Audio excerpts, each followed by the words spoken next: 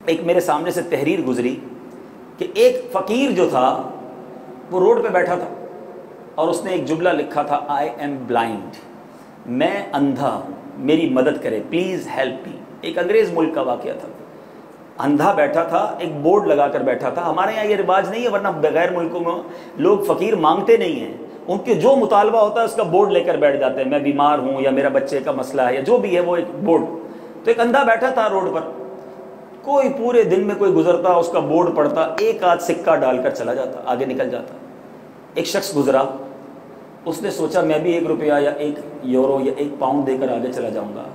اس نے وہ گتا اٹھایا، اس گتے کو الٹا کیا اور جملہ لکھا کہ آج کتنا حسین دن ہے اور میں اسے نہیں دیکھ پا رہا، اور وہ بورڈ الٹا کر کے رکھ دیا۔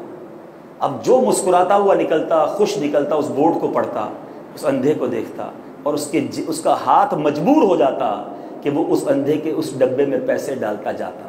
شام تک اس اندھے فقیر کے ڈبے میں بہت سارے پیسے جمع ہو گئے۔ اس پورے واقعے سے میں نے یہ سیکھا کہ بات وہ بھی تھی، بات یہ بھی تھی، مگر دوسری بات دل میں اتر گئی کہ کتنا مجبور ہے بیچارہ کہ سہانی صبح ہے یہ نہیں دیکھ پا رہا، کتنا مجبور ہے بیچارہ کہ ہم مسکرا رہے ہیں، اپنے بچے کو لے کر کوئی گزر رہا ہوگا، انگلی میں پکڑ کر وہ دیکھتا ہوگا کہ میں اپنے بچے کو دیکھ رہا ہوں، بچہ مجھے دیکھ رہا ہے۔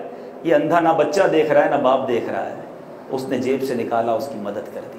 آپ کو سیکھنا پڑے گا کہ الفاظ کون سے استعمال کرنے ہیں، بات کیسے کرنی ہے۔ پوری دنیا میں دعوت اسلامی جیسی آرگنائز، دعوت اسلامی جتنا بڑا کام کرنے والی، دعوت اسلامی جتنے لوگ جس سے وابستہ ہیں، اور کوئی اسلامی تحریک نہیں ہے۔ لیکن بدقسمتی یہ ہے کہ ہم اپنی اتنی بڑی آرگنائزیشن کو، اتنی بڑی تحریک کو صحیح طور پہ بیان کرنا ہی نہیں جانتے۔